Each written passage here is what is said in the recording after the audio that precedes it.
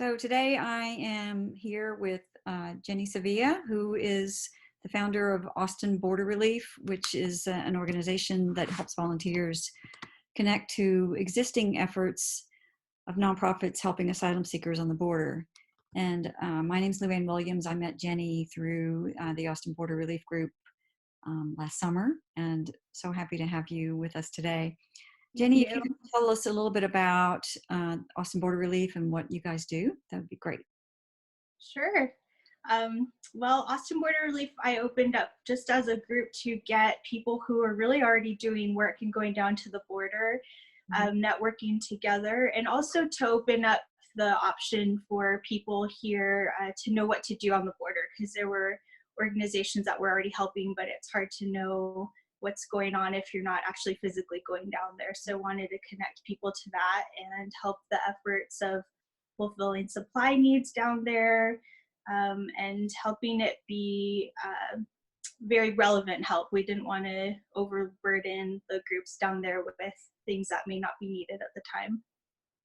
Great. I know that it's a much needed resource because there were just so many people asking questions of everybody, and there was no home base for all this. So it's great to have that.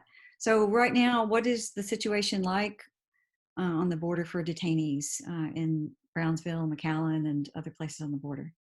Right. So I've had some conversations recently to get some updates because I can't be down there right now, nor can most of us who are going down there. But I've heard that the camp, at least in Matamoros, that has about 2,500 people, almost 600 children there.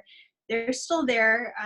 They've been there for almost a year, a lot of them living in a tent camp outside near the bridge.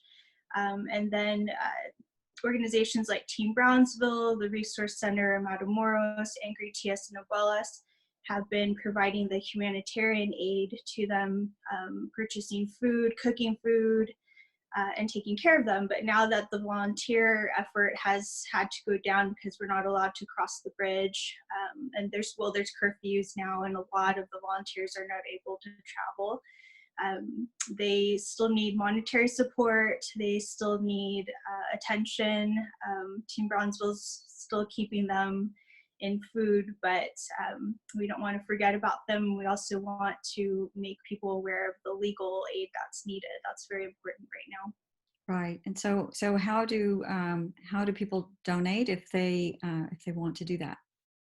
Great. So we'll hopefully post a link so you can link to Austin Border Relief. We have a public page on Facebook and a group in there that we can have a master list, but I'll hold up a few group names of the ones I mentioned. So for the humanitarian aid, there's Team Brownsville. So they're awesome, and they could always use help with financial aid there. Okay, and they can just Google that and find it pretty easily? What was that? People can just Google that and find it pretty easily? Yes, Team Brownsville has a good website there. Okay. And then there's Resource Matamoros, and you can also link to them on Facebook, and there's some information. They've been helping provide sanitation options in the camp. They've been hand washing stations. They help a lot with the logistics in the camp. So that's them. Great. And then there is Ministerio Una Misión, and that is founded by Pastor Abraham Barberi, and this is the address where people can send donations. He also helps serve the camp and also other people in need in Matamoros, so he's been very active this whole time throughout the people needing help there. Okay, great. And then for the clinical side, which is going to be very important, the mobile clinic that's there in the camp is called Global Response Management. They've been awesome. They've had a presence there for quite a while now, and they've been providing medical aid.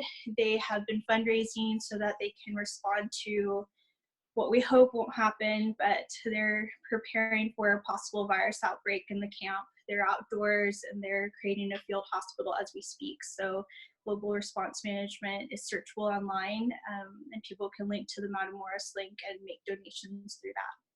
Have you heard about any cases on the border?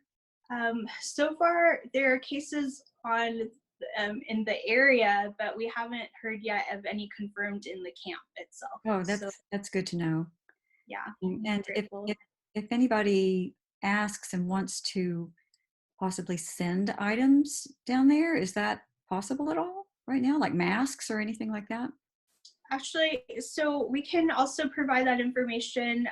Pastor Barberi mentioned that he has a contact in Mexico, and Mhm. they were hoping to get funds enough to purchase masks there, so that they can provide that to people in the camp because it's hard for them to distance. They're trying, but it's a very concentrated, condensed camp of tents, and everyone's living in minimal sanitary conditions. They're trying, but yes, masks would be great. Usually money for masks when we're dealing with international, a lot of times it's easier to purchase things over there if you can. And right now it's just getting harder and harder to cross things Right. over.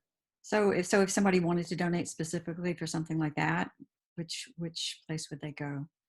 That we can help direct them, but I'll put this up again. This is Pastor Barberi's address, Okay. and he specifically said that he would want to order masks for the camp. So that would be good. I'll put a little closer. Oh, that's great. That's great. Thank you so much. So, is there anything else that you think the community could do to help um, with the Matamoros shelter or any of the other shelters on the border right now? Yeah, I think the biggest thing is raising awareness. There's so many fronts that need help. It's the humanitarian aid, there's the legal aid part. So Mhm. people can also look up, I have my card again. Let's see, Lawyers for Good Government, and they are funding for lawyers and legal aid to help people with their asylum cases. So if people can help raise awareness of what's going on, the ACLU is suing to have people released and children from detention camps in the US. Wow. So being aware of that as well, we'll post that in the group also. And we try to post petitions and opportunities to get involved, even though we all right now have to do it mostly digitally and from a distance. Sure.